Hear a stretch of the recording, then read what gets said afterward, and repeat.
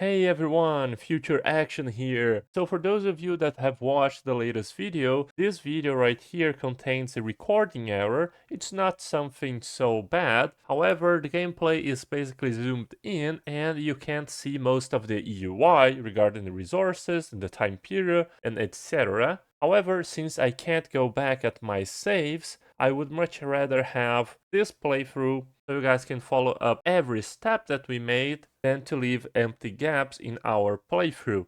So yeah, I hope you guys enjoyed it in the end. It was a very fun video. However, just that slight UI problem. But for the next recording, I already fixed it, so it won't happen again. I promise you guys. I'm still learning to edit. This is my first channel, and sometimes mistakes will happen. Hello everyone, Action here. Hope you're doing fine. So today we'll be continuing our gameplay as the cleansing armada Primus, and in the last video we have conquered several planets, and for today we are gonna finish the genetic ascension and finally modify our clones to become the super soldiers that they deserve. We are currently purging the Techoras, those disgusting machines, and a little bit of Malokis are still left in the galaxy, but soon they will become extinct.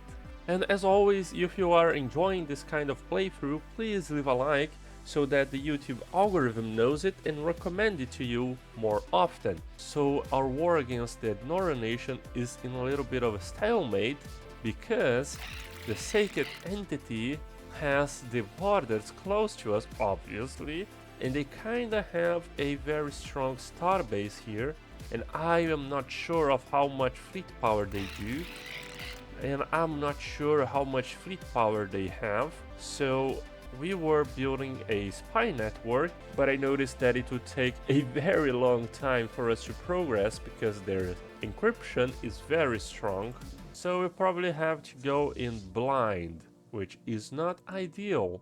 Oh, there is a 21 size system. I just passed by the system a couple of times and didn't even notice, but that's a perfect place to build another arc furnace for us.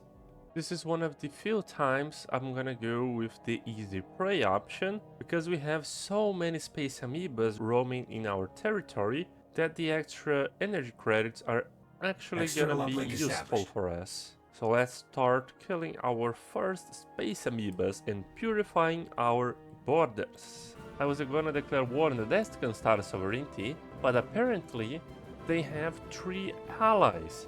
So this war will be a little bigger than the regular ones. However, I have already built a stronger fleet.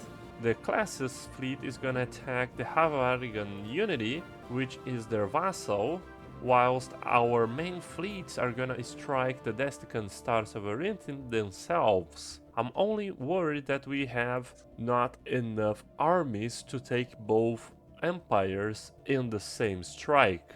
However, we can always activate the Armageddon orbital bombardment, just completely obliterating everything below.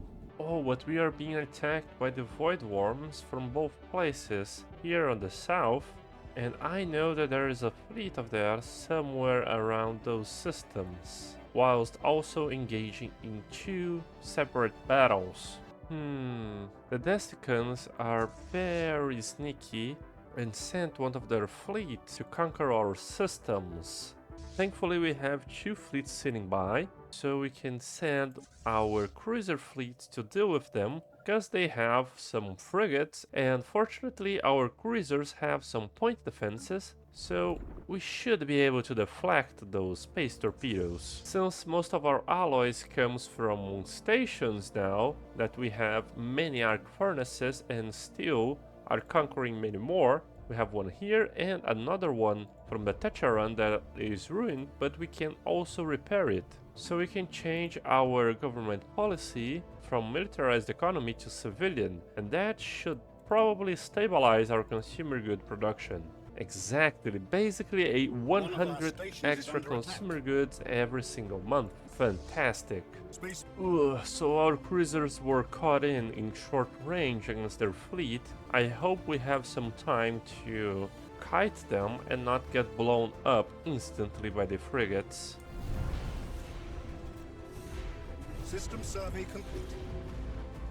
Very good win. Their frigates didn't even come in range for our point defenses to strike, and they haven't dealt a single missile damage, so our kiting was very successful. And here in the other part of the war, our fleets managed to secure their home systems, and we can now invade their planet. They only have a 389 garrison, so it should be a pretty win for us. Here close to the Void Worms, we have positioned our biggest fleet, because we want to get rid of them before they awaken in the mid-game. Because otherwise, we are gonna have a huge problem in our empire. We have secured the Riga system and are now purging 77 of the Havarigas. We have eradicated the Void Worm system and get rid of this threat. However, it cost us a little bit of our destroyers and corvettes, but nothing to worry about. We finally have the unity to finalize the genetic traditions, and that's a huge power spike. Not only did we finish it, got the special traits, but we are now able to get the Galactic Nemesis and start working towards our crisis levels. Finally! For a long time, we clones have known that we are meant for greater things, that our destiny was nothing less than the fate of the universe itself. Over the last couple of years, this notion has grown stronger to the point that it can no longer be denied that a great change is coming for cloned society. In fact, we stand on the precipice right now. The galaxy may not be ready for our inevitable dominion, but the cleansing Armada Primus is ready for the galaxy. We will be misunderstood, we will be opposed, but we will not be stopped. It is our destiny. So at level 1, we basically gain a plus 500% pop word speed. That's very quickly. And also some subjugation acceptance, which is very useless. At level 2 we'll get the menacing corvettes and start building up our fleet. The menacing corvettes does not require any rare resources, so we can just spam them everywhere, and they only cost minerals to build. We also gain a slight little bonus to star bases and basically no war exhaustion gains. However, one of the most OP perks for the crisis is this, plus 50% ship weapons damage, and later on we'll have the Star Eater ship type. Oh boy, they are so cool. So we gain 1,500 menace by just conquering worlds, and we only need 1,000 to get the level 2. So yeah, we are gonna rush through these crisis levels. Our species can now be genetically modified, and we have 8 points remaining. Massive amount. Can remove the strong for now and get something like robust, which will grant us massive habitability, erudite, so our leaders get another perk, and we're gonna remove the enduring and the unruly, so we can get docile and reduce our empire size from pops, because right now our empire size is the only thing hindering our progress. Let's apply the template, and it's gonna take us 10 years to finish. Yikes! So let's see how important correct ship designs are. We have a 6k fleet against a 10.5 thousand fleet of theirs. However, they only have short-range weapons with destroyers, and we have some very fast cruisers. Let's see who wins this battle. So our strike craft are already on their way, and just look at our ships kiting theirs. They can't even come in close range with us. We have lost one cruiser, but we are still winning the battle tremendously well. Oh, the ancients are trying to humiliate us. We do not have near enough the military power to fight them right now. So for now, we're gonna go with this option.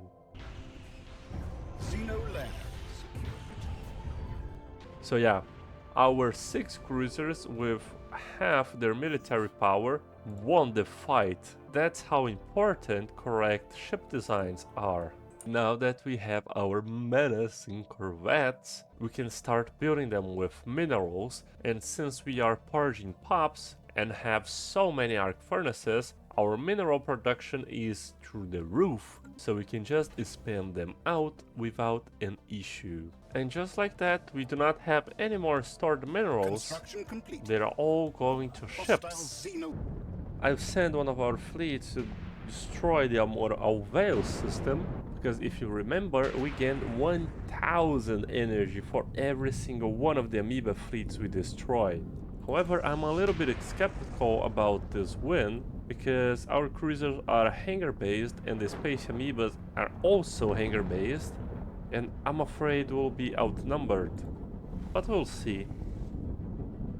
We have already unlocked the level 3 for the Crisis, and we have a massive ship build speed bonus, as well as some menacing corvette evasion, which is always nice. And we shall start working towards the level 4. Yeah, our cruisers are completely obliterating the space amoebas.